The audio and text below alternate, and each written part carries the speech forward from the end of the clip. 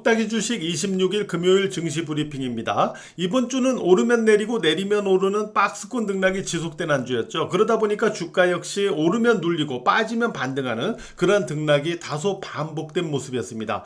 이번 주 주식장에서 매매한 종목 중에 가온전선이 있는데 이 종목도 매수 후 올라가나 보다 했는데 어제 또 빠지고, 그래서 이게 좀 시간이 걸리려나 했는데 다시 또 오늘 급등하는 그런 모습으로 결국은 상승을 했는데요. 결국 그냥 상승하면 되는데 꼭 이렇게 흔들어주고 상승하면서 등락을 주는 그런 모습이 있습니다. 그리고 알테오젠 같은 경우도 오늘 10%가 넘는 상승을 시도하다가 결국 보합으로 되밀려서 마감하는 이러한 등락의 변동성을 보여주고 있습니다.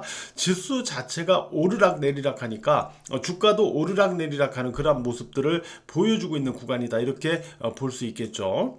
중동에서 이란과 이스라엘 서로 한 번씩 주고받고 나서는 잠잠해진 상황이고요. 원달러 환율도 1,400원 저항 이후에는 이번 주 박스권에서 잠잠한 가운데 오늘 1,375.3원으로 마감이 됐습니다. 중동과 환율 변동성이 좀 잠잠해지다 보니까 다시 미국 증시에 대한 영향 또는 눈치 보기가 조금 늘어난 그런 느낌은 있어요.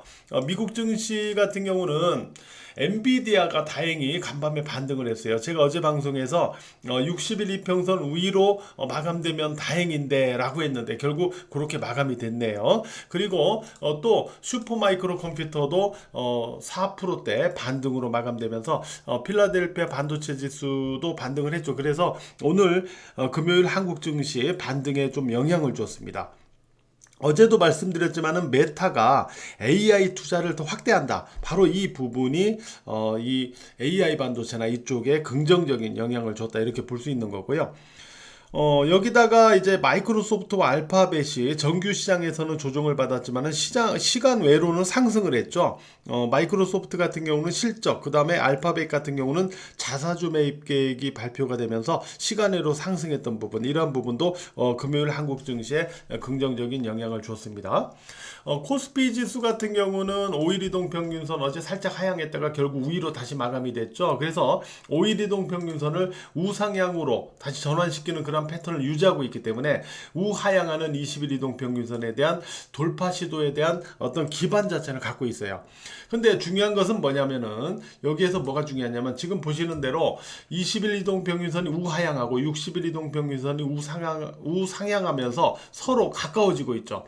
그래서 여기에서 지난번에 제가 그림으로도 표시를 해드렸는데 아래로 깨고 내려가는 데드크로스보다는 데드크로스 직전에 우상향으로 턴하는, 그러니까 20일 이동 평균선이 60일 이동 평균선에 접근해서 우위로 턴에 들어가는 그런 모습이 나오는 게 좋겠죠. 깨고 내려가기보다는. 그러기 위해서는 이 크로스가 나오기 전에 지수가 20일 이동 평균선 위로 올라서는 모습이 좋습니다. 그래서 이 모습이 과연 가능한지, 이게 다음 주 코스피의 체크 포인트다, 이렇게 말씀드릴 수 있겠고요.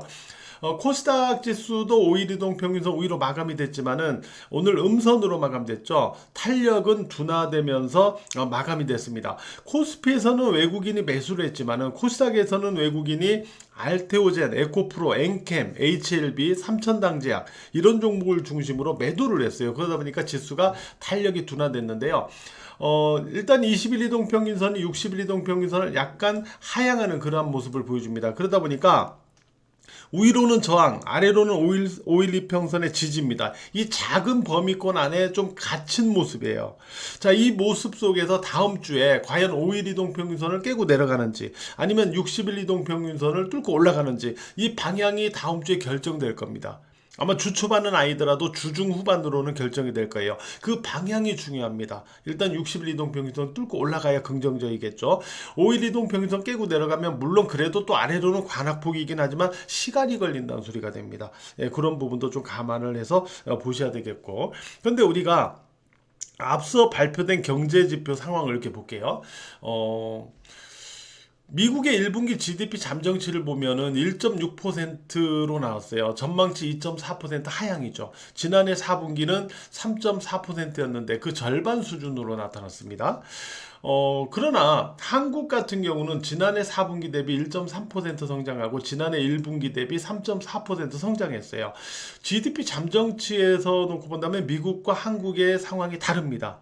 바로 이 부분이 지수 증시의 차이로 나타날 수도 있어요. 그래서 미국 증시보다는 그동안 한국 증시가 상대적으로 약했다라면은 이제 4월 말 5월 초 구간으로는 미국 증시보다 한국 증시가 조금 더 선방하는 그러한 흐름이 나타날 수도 있다. 이 차이점도 좀 생각을 하면서 보실 필요가 있지 않나 이렇게 생각이 되고요.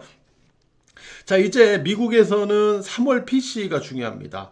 3월 PC. 근데 이거 CPI가 올랐다고 해서 꼭 PC가 올라가는 건 아니에요. 왜냐하면 서로 보시는 것처럼 CPI와 PC는 이 산정 방식하고 그다음에 가중치 방식 자체가 서로 차이가 있어요. 차이가 있는데 그래가지고 CPI가 뭐 올라갔다고 해서 증가했다고 해서 PC가 꼭 증가하는 건 아니지만은 그래도 앞서 발표된 1분기 PC가 1분기 PC입니다. 3.4% 증가로 나타났어요. 지난해 4분기 1.8%를 뛰어넘었고요.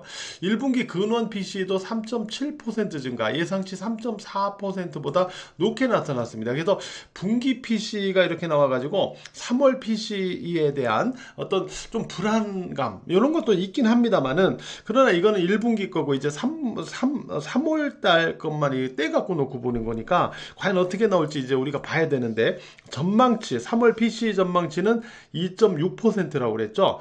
2월 PC는 2.8%였는데 3월 PC는 2월보다 좀 낮게 잡았어요. 2.6%.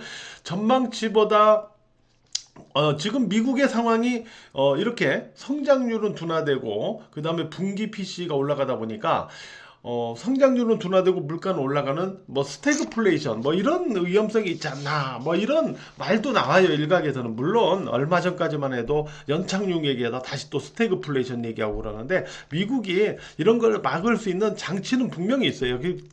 경기 위축 이런 거는 미국이 이제 현재 미국은 고금리 아닙니까? 금리 인하를 통해서 충분히 이를 막아 나갈 수 있는 정책적인 여유가 있고 또 달러를 과거처럼 찍어서 막 이렇게 풀기도 했잖아요. 뭐 양적 완화 같은 거 이런 방어 수단이 많이 있어요. 미국은 경기 위축에 대해서는 단지 문제는 인플레이션이잖아요. 그래서 인플레이션이 조금 완화가 돼야만 이런 정책들도 마음 놓고 좀 펼쳐나갈 수 있을 텐데 우크라이나 전쟁이나 이스라엘 주변 상황 이런 것들이 빨리 끝나지 않고 있는 것이 좀 아쉽죠. 어쨌든 이런 분위기이기 때문에 만약에 3월 PC가 2.6%보다 아래로 나오면 안도감에 의해서 미국 증시가 강하게 올라갈 수도 있어요.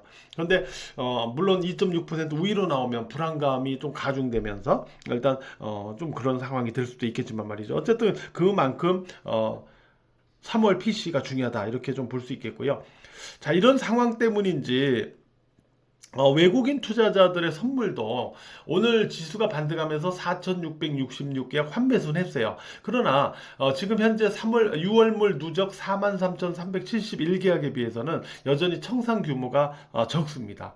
그래서 제가 하루에 1만 계약 이상을 청산하거나 순매수하거나 또는 2, 3일 연속으로 누적 1만 계약 이상을 순매수하는 그런 상황이 나타나야 얘들이 어느 정도 매도에 대한 청산 의지가 있구나 이렇게 본다고 그랬는데 아직까지 그런 모습이 나타나진 않고 있습니다. 그래서 오늘 이 4,666계약 청산 이후 순매수 이후에 다음 주 초반에 연속으로 순매수를 이어가면서 누적 1만 계약을 넘어갈 수 있는지 그런 모습인지 아니면 앞에처럼 순매수했다 순매도했다 이걸 반복하는지 다음 주 초반에 외국인 선물 동향이 바로 그 부분 때문에 중요하겠습니다. 자, 오늘 종목에서 보면 AI 반도체 쪽이 그래도 선방을 했습니다. SK 하이닉스가 5일 이동 평균선 위로 마감이 됐죠. 역시 5일 이평선을 우상향으로 좀 전환할 수 있는 그런 기반을 만들고는 있는데 20일 이동 평균선 위에 올라서야 된다고 그랬죠. 그래야만 직전 고점을 다시 넘어갈 수 있는 그런 기반이 만들어진다 이렇게 말씀드렸거든요. 그래서 요 상황까지는 좀 확인을 해 나가시기 바라고요. 이외에 PSK, 이오테크닉스, KC텍 너무 빠른가요? PSK, 이오테크닉스, KC텍, STI, 이수페타시스. 자, 이런 종목들이 오늘 5일 이동 평균선 우에서 반등을 했거든요. 지금 5일 이동 평균선 우에서 반등 시도하는 종목들이 그래도 AI 반도체 쪽에서는 좋습니다. 이런 종목으로 좀 선별해서 관심을 가져보시는 게 좋겠다 이렇게 말씀드리겠고요.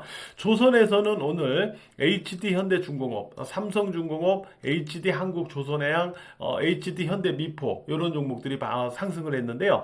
삼성중공업 같은 경우는 장중에 4% 상승으로 마감됐는데 시간외로 1분기 실적이 나왔는데 뭐 지난해 1분기보다는 좋게 나왔어요. 그러나 예상치보다는 하회했다라고 해가지고 시간외로 약간 눌렸더라고요. 어쨌든 이런 조선주들도 제가 볼 때는 아직은 관심을 놓지 마시고 아직까지는 추가로 움직일 수 있는 여지가 있어 보이기 때문에 추가적인 관심을 계속 갖고 보시는 게 좋겠다 이렇게 말씀드리겠고요. 그 다음에 동성와인텍, 한국카본 계속 이쪽도 말씀드려왔는데 성광밴드 이러한 조선 기자재 쪽도 여전히 관심을 아직은 좀 더 갖고 보자 이런 말씀을 드리고 싶습니다. 자, 오늘 하루도 매매하시느라고 대단히 고생들 많이 하셨어요. 그리고 또 이번 주 한 주 까다로웠는데 이번 주도 역시 매매하시느라고 고생들이 많으셨습니다. 주말 잘 보내시고 재충전 잘 하셔서 다음 주도 화이팅 하도록 합니다. 감사합니다.